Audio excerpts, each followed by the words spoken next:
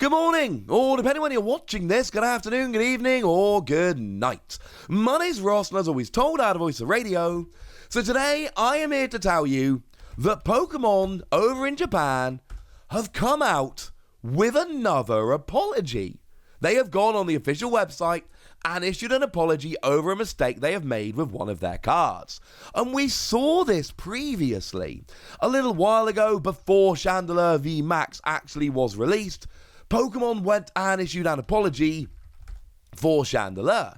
And basically what they said was, we're really sorry, but on both the Full Art and Rainbow Rare Chandelure, we have had it drawn whereby, and it's quite funny because even after I made the video, there was still a bunch of people posting in the comments being like, Wassy, I don't see it, I'm really sorry.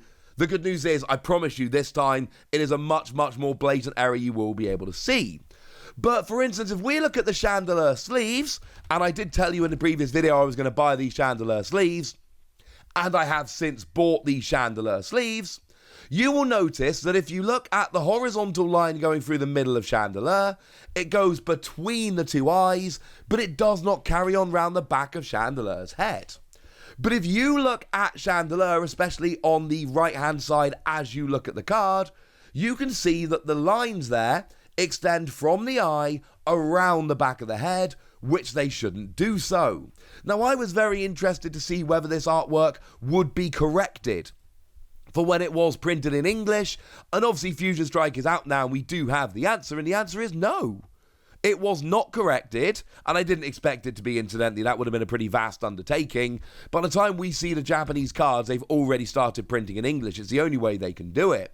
So we do end up with a situation where the English print of Chandelure also is technically a little bit wrong. So what went on with Victini? Well, if you've been paying attention, you will have noticed that I told you about this Victini the other day. Because a little while ago, we got the Victini V Battle Deck. And in the Victini V Battle Deck, we got an alternate art Victini that Japan previously hadn't had.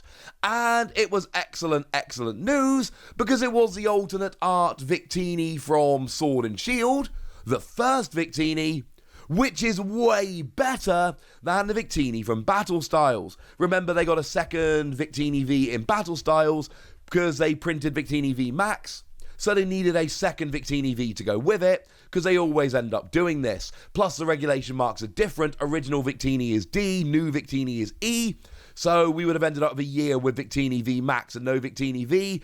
It would have been awkward. But there's no real argument. Yeah, the one from Sword and Shield is just better, because what you've got is an attack that accelerates energy and an attack for 2 energy that can punish your opponent for attaching energy.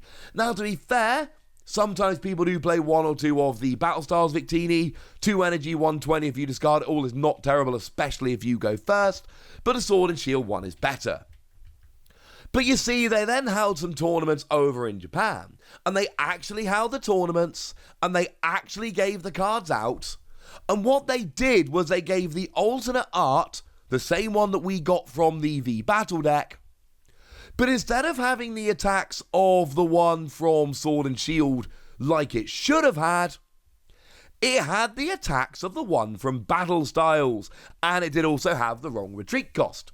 So we ended up with this awkward position where we had this Japanese card that honestly didn't make a lot of sense and was extremely confusing. It was the artwork that we were supposed to get, but it was the wrong Victini.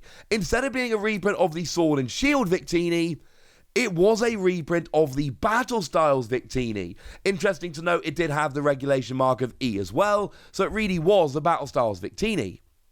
And I was always super confused about what was going to happen with this, whether Japan would ever get the right card, etc. Well, it turns out over in Japan, Pokemon have come out and said, you know what? Sorry about this.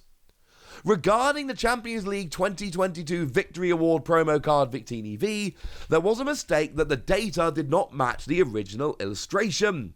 Deeply apologise. This is Google Translated, yeah, so players who have won the victory prize in the Champions League 2022 Kyoto, who receive a card whose illustration and data do not match, will be sent a new card with the original illustration and data to the address registered in the player's club.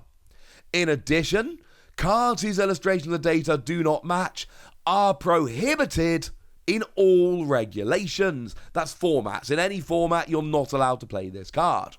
In the future, we will strengthen management and strive to prevent recurrence, so we appreciate your understanding. And I've said this a million times before, right? This happens. I've made mistakes in my job. You've made mistakes in your job.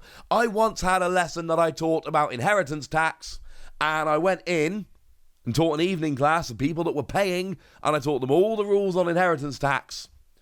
And then I went home and found out that 2 days earlier, the rules had changed.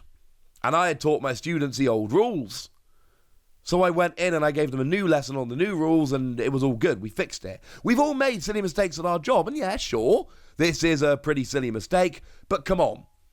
Nobody out there, I refuse to believe that anybody out there can look at this and not think, yeah, that's an easy mistake to make.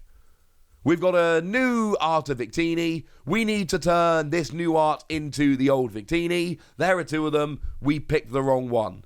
It happens. We've all been there. Not for Victini V specifically, but we've all made silly mistakes in our job. So what does this actually come down to then?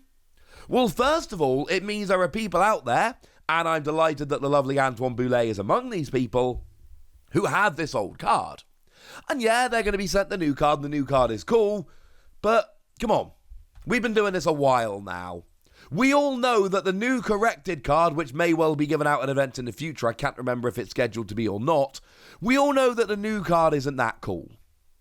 The error card, which has never been released outside of Japan, I believe, and is only available in Japanese, and has now been banned from all tournaments, that's the interesting card, ladies and gentlemen. That's the one that you want. And don't get me wrong, having the new corrected card that is just the Japanese version of R1 from the V Battle deck, that's cool. I would want that card, obviously. Any self-respecting Pokemon nerd would. But my point is that this old card is now this brilliant oddity of a card that shouldn't exist, which has had an apology issued for, and which is now banned from all tournaments.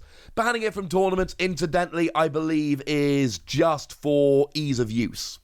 Because if you don't ban it from tournaments, what you actually end up with is two identical cards in terms of artwork, but that are mechanically different. That's actually super awkward, especially in younger age groups.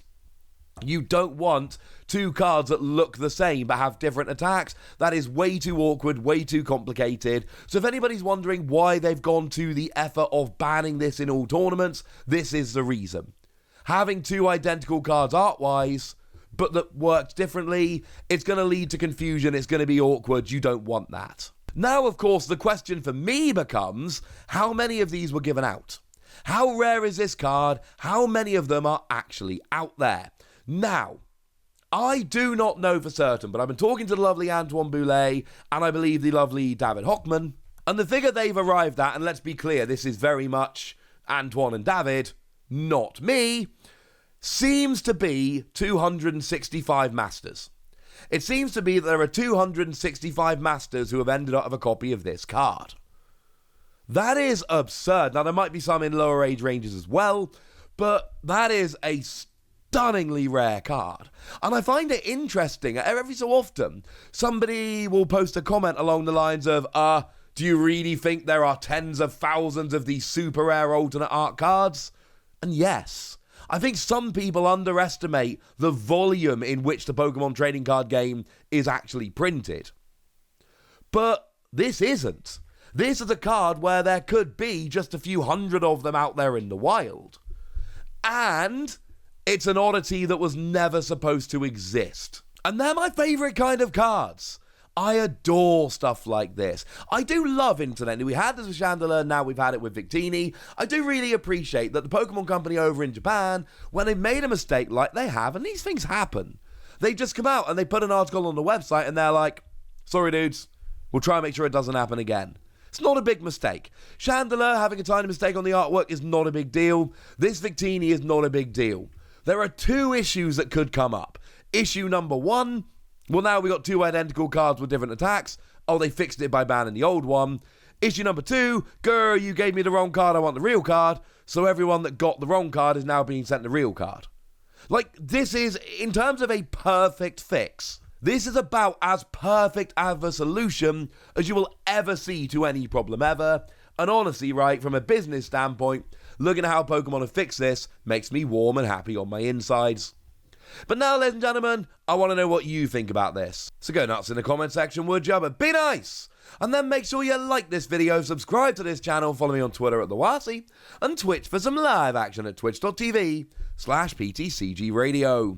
If you want to support the channel, get some bonus podcasts and all that good stuff, head on over to patreon.com/PTCG Radio, where you can do exactly that. But by far, the most important thing as always, look after yourselves till next time, would ya?